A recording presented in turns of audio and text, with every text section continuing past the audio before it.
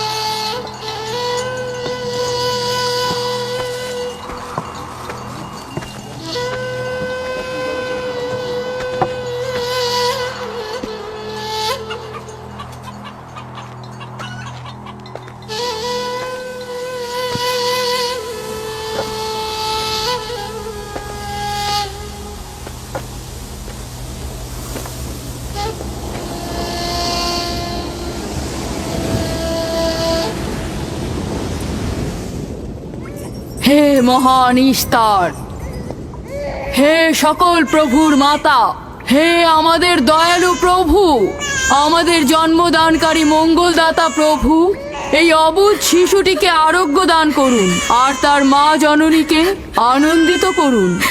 এই অবুঝ শিশুর মাতা প্রতিজ্ঞা করেছে প্রভু, তোমার দরবারে সে মূল্যবান হাদিয়া প্রদান করবে।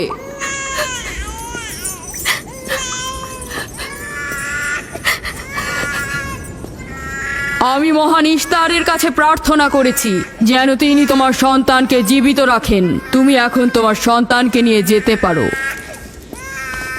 তুমি তোমার সন্তানকে ঠিক সেভাবে মানুষ করবে যেন সে বড় হয়ে নিজেকে ইস্তারের সেবায় বিলিয়ে দিতে পারে। আপনিও মহান ইস্তারের কাছে আমি অনেক কৃতজ্ঞ। মহান ইস্তারের ওপর রহমত বর্ষিত হোক। আপনার ওই ইস্তারের মেহেরবানিতে আমার মৃত সন্তান জীবিত অবস্থায় ফিরে এসেছে। ইস্তার মহান, তার ওপর রহমত বর্ষিত হোক। ইস্তার মহান, তার ওপর রহমত বর্ষিত হোক। মহান ইস্তার, তার ওপর রহমত বর্ষিত হোক। ইস্তার মহান, ইস্তার মহান, তার ওপর রহমত বর্ষিত। এই বাচ্চাটির মতো আমাদের সন্তানও নিশ্চয়ই সেরে উঠবে, তাই না? ইস্তার খোদা দয়ালু ও শক্তিশালী, তিনি নিশ্চয়ই আমাদের বাচ্চাকে সাফা দেবেন। হ্যাঁ, আমারও তাই মনে হয়। চলো যাই। তোমাদের এ কি হলো? তোমরা তো নিজেরাই ফেরেশতার সেজদা পেয়েছো, আর এখন কিনা নিজেরাই নিজেদের সেজদা করছো। এই পৃথিবীর সৃষ্টির সকল কিছুই ইনসানকে তাসলিম করে, আর তোমরা কিনা প্রাণহীন নির্জীব পাথরকে তাসলিম করছো। এই শোনো, খবরদার বলছি, তুমি এসব বেহুদা কথাবার্তা বলে আমাদের খোদাকে অপমানিত করবে না। আমি এই কথাগুলো নিজে থেকে বলছি না, আমি খোদা কর্তৃক প্রেরিত কথাগুলো এই কিতাব থেকে বলছি। এটি হচ্ছে আসমানি সহি কিতাব, যা আমার দাদা ইব্রাহিম নবীর উপর নাজিল হয়েছিল। আমি তার দিনের অনুসারী এবং এই কিতাবের প্রচলন ও দাওয়াত প্রদানকারী। নিজে থেকে কিছু বলছি না। ওই আসমানি কিতাবে কি লেখা আছে আমাদের খোদাদেরকে অপমানিত করতে হবে?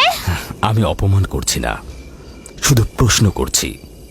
যদি জেনে থাকো তাহলে উত্তর দাও, আর যদি না জেনে থাকো তাহলে স্বীকার করো।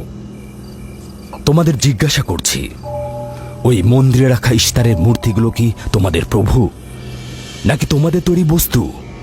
ইস্তার তোমাদের উপর প্রভাব বিস্তার করে নাকি তোমরা ইস্তারের উপর? ইস্তার তোমাদেরকে শাসন করে নাকি তোমরা ইস্তারকে? পাথরের তৈরি ইস্তার যদি দুর্বল ও অক্ষম হয়ে থাকে, তবে কি করে আমাদের বাচ্চাদেরকে সাফা দেয়? সত্যি কথা, আমরাও দেখেছি। হ্যাঁ, তার হাকিকাত আছে। ইস্তার তার সন্তানকে সাফা দিয়েছে, আমি দেখেছি। ওই প্রজ্ঞাবান যিনি তোমাদের আহাজারি শুনেছেন, তিনি তোমাদেরকে সাফা প্রদান করেছেন, না ইস্তার। যদিও তোমরা খোদা ছাড়া প্রার্থনা করেছ আর তিনি ছাড়া তোমরা সাহায্য চেয়েছ, কিন্তু তিনি সকল কিছু সম্বন্ধে অবগত আছেন, তাই তোমাদের আহাজারিতে তার রহমত বর্ষিত হয়েছে, তোমাদেরকে সে সাহায্য করেছেন। সাধারণ দৃষ্টিতে তোমরা ইস্তারকে দেখেছ, অন্তর্দৃষ্টিতে দেখনি, তাই মূল সাফা প্রদানকারীকে চিনতে পারোনি। ইয়াকুবের কথার মূল অর্থটা আমি এখন বুঝতে পারছি। সে চাইছে যে আমরা আমাদের খোদাদেরকে বাদ দিয়ে তার খোদার ইবাদত করি। আমরা আমাদের খোদার অনেক কল্যাণকর কাজ দেখেছি, তোমার খোদার কি দেখছি? আমি তোমাদেরকে সকলের চাইতে ঊর্ধ্বে অবস্থিত খোদার দিকে আহ্বান করছি। তিনি সৃষ্টি সকল কিছুর চাইতে ঊর্ধ্বে। তাই নাকি? কি করে বুঝবো তোমার খোদা অন্যান্য সকল খোদার চাইতে ঊর্ধ্বে? তুমি আর তোমার খোদা ও ইস্তারের মন্দিরের ধর্মযাজকের মতো স্বর্ণরৌপ্য লুটে নিতে চাইছো না, তা কি করে বিশ্বাস করব? আমার বাস্তব অবস্থা হচ্ছে আমি গভর্নর লাবানের নিয়োজিত রাখাল। আমার কোনো কিছুই নেই, আর কোনো কিছুর জন্য আমি কারো কাছে প্রতিদানও চাইনি। তোমরা কি আমাকে আমার কাজ অন্বেষণ আর রাখালি করা ছাড়া আর কিছু করতে দেখেছো? দেখেনি জন্য কি এখন আমাদের দেখতে হবে? তুমি হয়তো সুযোগের অভাবে ভালো আছো, নয়তো তুমিও কোনো অংশে কম যেতে না। তোমরা সবাই একই রকম। ধর্মকে তোমরা মুখোশ বানিয়ে নিজেদের আখের গুছিয়ে নাও, সহজ সরল মানুষদের ঠকিয়ে তাদের সম্পদের রাজা হও। তোমার কষ্ট বুঝতে পারছি। তোমার সন্তান মৃত্যুর কোলে ঢলে পড়েছে, অথচ কেউ তাকে সাহায্য করতে এগিয়ে আসেনি। না ইস্তার জাদুকর, না ওই মন্দিরের খোদা ইস্তার। তাই সকল খোদাকে দোষারোপ করার অধিকার হয়তো তোমার আছে। মন্দিরের অক্ষম ইস্তারের সঙ্গে আমার কোনো কাজ নেই। আমার কথা তোমার না দেখা প্রভুর সঙ্গে। আমরা অনেক ধৈর্য ধরেছি আর অনেক কষ্টও করেছি। এখন আর কোনো নতুন খোদাদের ধৈর্য ধরার মতো অবস্থা আমাদের নেই। আমাদের ধর্মযাজক আসছে, ফারাজ তার কথার শাস্তি পাবে। পালাও ফারিস, তুমি পালাও। ওইদিকে পালিয়েছে। ওইদিকে যাও, ওকে বন্দি করে নিয়ে এসো। দেখো যেন পালিয়ে না যায়। ওকে ছেড়ে দিন, যে ওকে করে মাফ হোক ওকে ধরে দিন, নিয়ে ফিরবে। ওকে ছেড়ে দিন, ওকে মাফ করে দিন।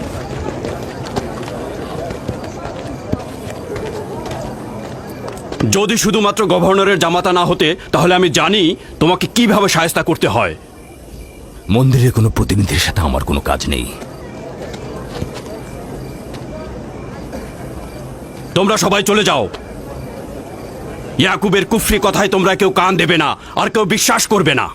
তোমরা কি কেউ দেখছো না? হ্যাঁ, এই ইয়াকুব তার কুফরি কথাবার্তার কারণে ফাদ্দানে দুর্ভিক্ষ নিয়ে আসছে। আমাদের ধর্মযাজক ঠিক কথাটাই বলেছেন। ইস্তারের অভিশাপে বালা মুসিবত আসার পূর্বেই চলো চলো আমরা এখান থেকে চলে যাই।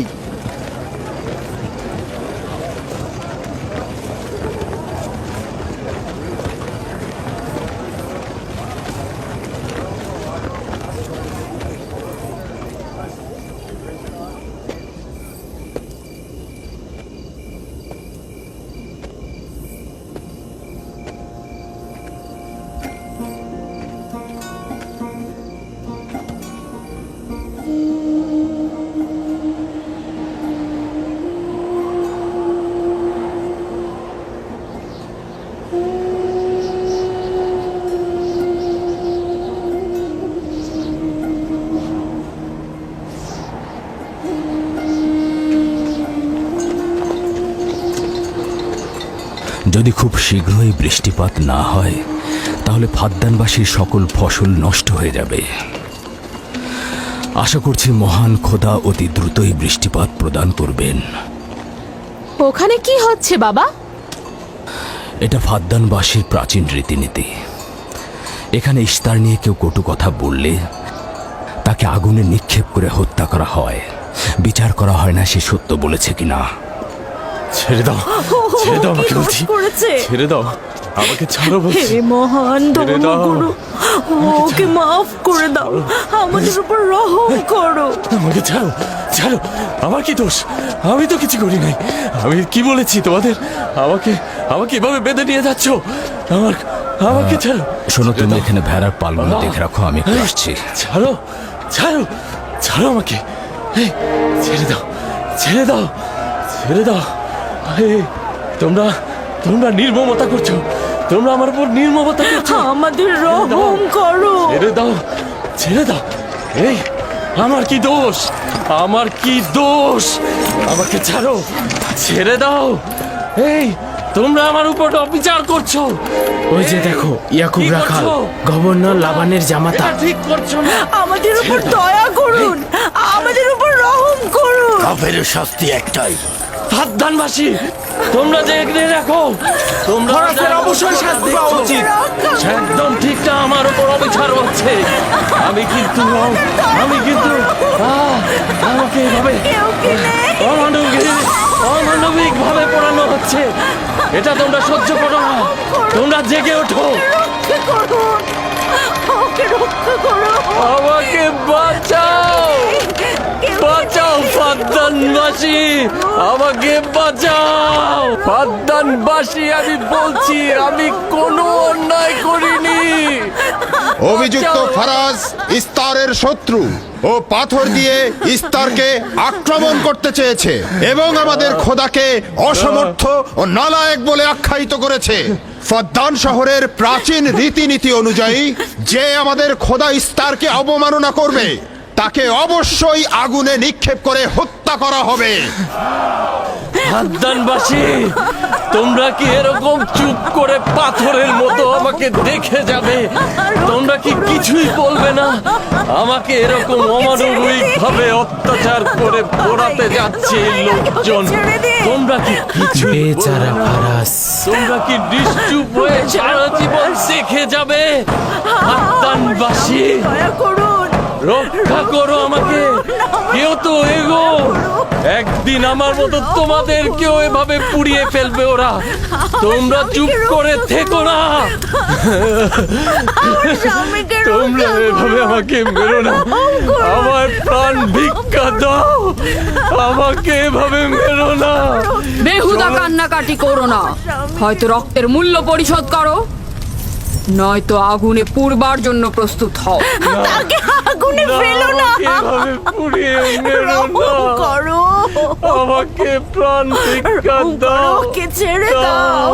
হে ফাদ্দানের জনগণ, আমাকে মেরো না। আমাদের রহম আমি একটা কথা জানতে চাই, তার রক্তের মূল্য কত? মূল্য কি তুমি পরিশোধ করবে?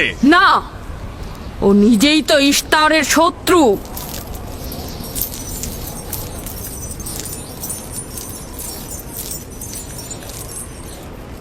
তুমি নিজেই তো ইস্তারের শত্রু। প্রথমে তোমার নিজের রক্তের মূল্য পরিশোধ করো। তাহলে আমাকে বন্দি করছো না কেন? বন্দি করো। অগ্নিপিণ্ডের মধ্যে নিক্ষিপ্ত হওয়া তো আমাদের বংশের প্রাচীন ঐতিহ্য। আমার দাদা ইব্রাহিম, উনিও তো একবার নমরুদের আদেশে অগ্নিপিণ্ডের মধ্যে নিক্ষিপ্ত হয়েছিলেন। এখন পর্যন্ত তুমি যে গ্রেপ্তার হওনি তার কারণ তুমি হচ্ছ গভর্নরের ভাগিনা। তার অর্থ দাঁড়াচ্ছে এই যে আমার মামা গভর্নর লাবান ইস্তারে খোদাকে অবমাননা করতে পারে কোনো শাস্তি ছাড়াই। ওকে গ্রেপ্তার করো আর ওর দাদার মতো ওকেও আগুনে নিক্ষেপ করো।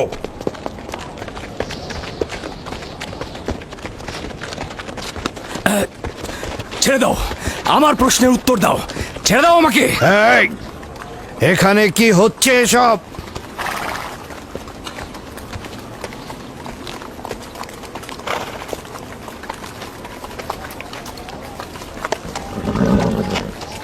ওকে ছেড়ে দাও আর অভিযুক্তকারীকেও মুক্ত করো।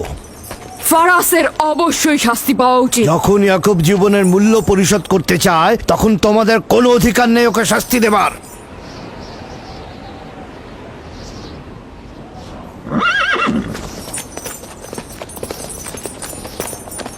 তাকে মুক্ত করে দিন।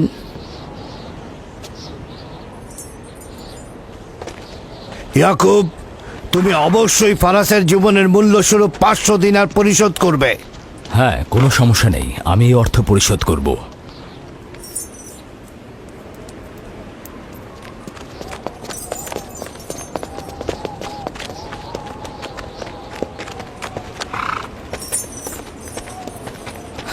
খোদা তাআলা আমার দয়ালু মামাকে হেফাজত করুক। ইয়াকুব, আমি তোমাকে কতক্ষণ এরকম বিপদ থেকে বাঁচাতে চোখে চোখে রাখবো?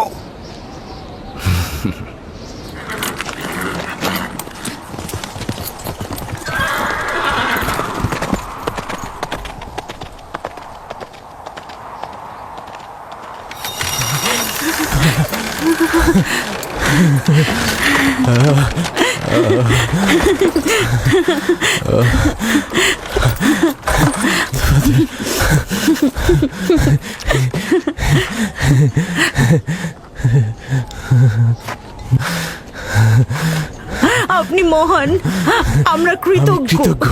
আমরা আমি অনেক আপনি খুব কৃতজ্ঞ কৃতজ্ঞ। আপনার কাছে। আমার জীবনের মূল্য স্বরূপ যে অর্থ আপনি প্রদান করবেন তার বিনিময়ে সারা জীবন আমি আপনার কৃতদাস হয়ে থাকবো।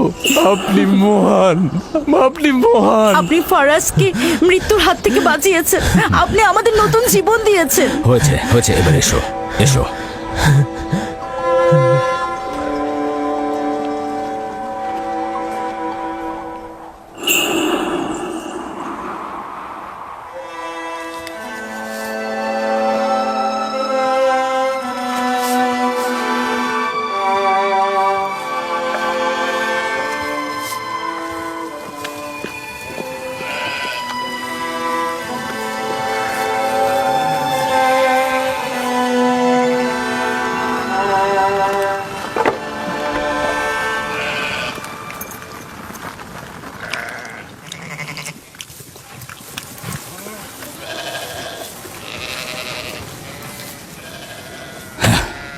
লোকটি আসলেই খুব ভালো, আসার পর থেকে শুধু কাজই করে যাচ্ছে।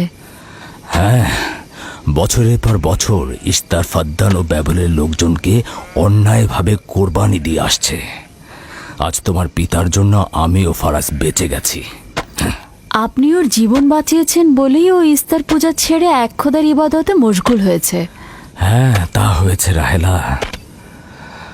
আসলে যখন সে মৃত্যুর হাত থেকে রক্ষা পেয়েছে তখনই এক খোদায় বিশ্বাস এনেছে। আমাদের মুসাফির কখন পৌঁছবে? খুব শীঘ্রই হে খোদার নবী, বেশি দিন বাকি নেই। বছরের পর বছর তোমার সন্তানের প্রতীক্ষায় রয়েছি। যদি খোদা চায় তো খুব শীঘ্রই এই প্রতীক্ষার অবসান ঘটবে।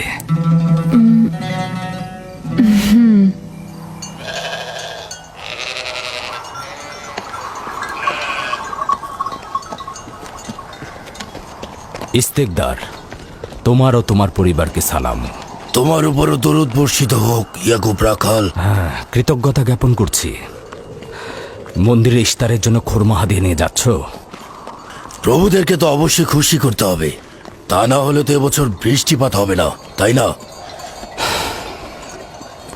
আমার কিন্তু মনে হয় মন্দিরের ইস্তারের চাইতে তোমাদের বেশি দরকার ওই খোরমা। তোমার কাজ হচ্ছে আমাদের খোদাকে অপমানিত করে আমাদেরকে রাগান্বিত করা, তাই তো? তোমরা কি নিশ্চিত যে ইস্তারের মন্দিরের ওই পাথরের মূর্তিগুলো সত্যিকার অর্থে বৃষ্টি বর্ষিত করতে পারবে? তোমার এসব কুফুরি কথাবার্তার কারণেই আমাদের মন্দিরের খোদা নাখোশ হয়েছে, আর এই কারণেই ফাদ্দানের আকাশে আজ মেঘ নেই।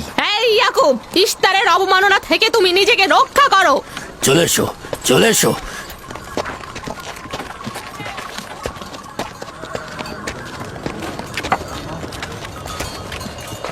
এটা তোমাদের কেমন বিবেচনা? তোমরা শক্তিশালী ও দয়ালু এক খোদাকে রেখে নির্জীব পাথরের উপাসনা করছো। কেন তোমরা বিষাদগ্রস্ত জমিনে নিজেদের আত্মাকে এক খোদার ইমানের নূরে আলোকিত করছো না?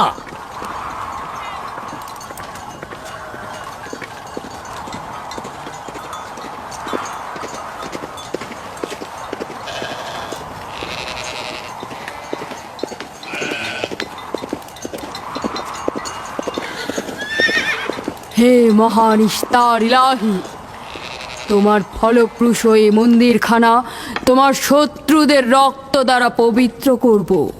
শুষ্ক মৌসুমকে এই অঞ্চল থেকে দূর করে দাও, তোমার রহমতের বৃষ্টি বর্ষণ করো। হে মহান ইস্তার ইলাহি, তোমার এই ফলপ্রসূ মন্দিরকে তোমার শত্রুদের রক্ত দ্বারা পবিত্র করব। হে মহান ইস্তার ইলাহি, এই অঞ্চলের শুষ্ক মৌসুমকে তুমি দূর করে আলী দাও, জনাব। তোমার রহমতের বৃষ্টি বর্ষণ করো। হে ইয়াকুব আবারও মহান মন্দিরের ইস্তার বিপক্ষে ইলাহি, দাঁড়িয়েছে। আমাদের খোদাকে তোমার অবজ্ঞা করেছে। রহমতের বৃষ্টি বর্ষণ করো। হে ইস্তেকদারের সাথে মন্দিরে ঢোকার সময় কথা বলেছে। তোমার আমিও দূর রহমতের থেকে দেখেছি। বৃষ্টি বর্ষণ করো। হে মহান ইস্তার ইলাহি, তোমার ইয়াকুব হাত গুটিয়ে বসে থাকবে না। ধ্বংস করো, তোমার দুশমনদের ধ্বংস করো, আর ফারদানের জনগণের উপর রহমতের বৃষ্টি বর্ষণ করো।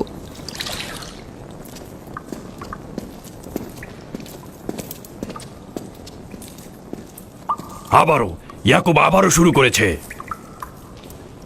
আশা করছি ওর উপর এবার খোদার লানত বর্ষিত হবে। এখন আমাদের কি করা উচিত? লাবানকে এখানে ডাকো, তার সাথেই সমাধান করব। যত তাড়াতাড়ি সম্ভব লাবানকে আমন্ত্রণ করো।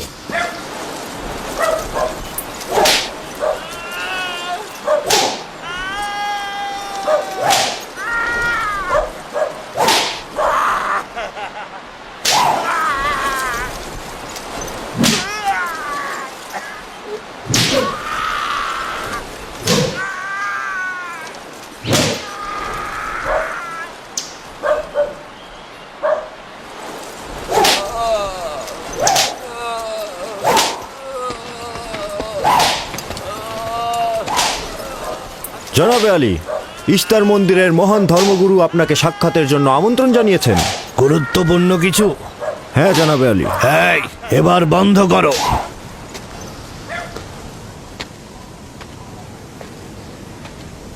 তুমি যদি আবারও চুরি করেছো তাহলে তোর আর আঘাতে আর জীবিত ফিরবে না। আমি কথা দিচ্ছি এমন ভুল আর কখনো হবে না। ছেড়ে দাও একে। এসো।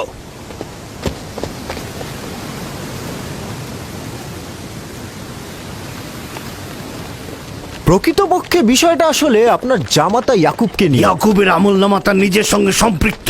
আমি উত্তরদাতা নই। না ঠিক আছে, কিন্তু ইয়াকুব তো ইস্তারকে অবজ্ঞা করে। এটা ধর্মগুরুদের কর্তব্য তার প্রশ্নের উত্তর দেওয়া। আর যদি উত্তর দিতে সক্ষম না হও তাহলে কেন আমার শরণাপন্ন হও?